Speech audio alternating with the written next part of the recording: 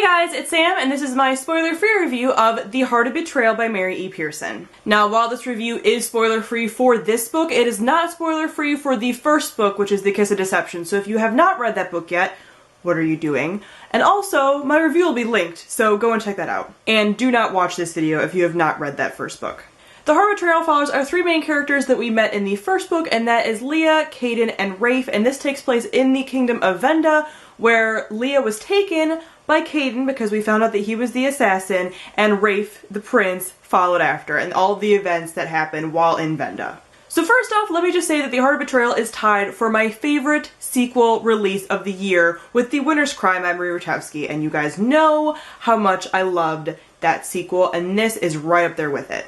Must be something about blue covers and bringing pain. So as far as the world building in this story, the world building that we got from the first book continued, but you got to see a lot more of Venda, obviously, because they are in Venda, and everything is not what it seems, and you get to learn a lot more about that kingdom, their customs, and that some of the tales that they might have heard before about Venda might not necessarily be true, or might have been kind of misconstrued. So Venda is a very interesting world, a very interesting country, and very different than the world that we saw in the first book. As far as the characters, their development continued to be amazing. Leah is definitely one of my favorite characters of all time. Her character arc is beautiful. I loved her character arc in the first book, and it just continued into this book. She is so strong, so intelligent, so conniving, and she's really able to navigate the very dangerous political waters of Venda, which I just found so interesting. She's a fascinating character, and I just really enjoy following her story. I also continue to enjoy the development we got with Caden and Rafe. I'm not going to say much about them because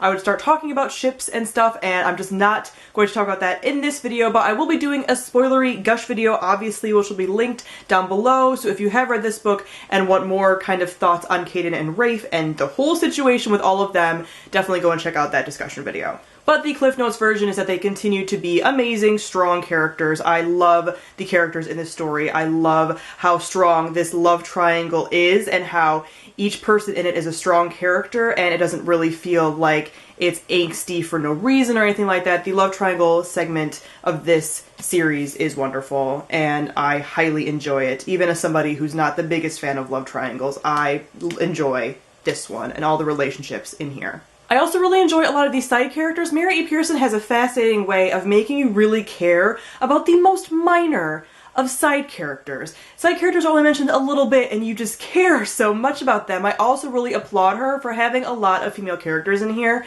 Yes, the focus is on our three main characters, two of which are male, but there are so many female characters sprinkled in through here. Female relationships are definitely a spotlight in here. Even if they aren't fully developed within this book, there is definitely a strong message of female characters matter and female relationships matter, and I really appreciate that. Lastly, the plot. I really enjoyed the plot of this story. I obviously can't say much about it, but I just really enjoyed how engrossed I was in everything and how anxious I was. There's obviously a lot of political tension involved in Venda and what is going on with that and how these characters are going to navigate that very dangerous territory. So I really enjoyed how fast-paced it was, how it moved, but how you still got character development. Mary E. Pearson has a way of making this both a plot and character-driven story. The characters are so important, but the plot is also there and is also driving along the story, and I really enjoyed it.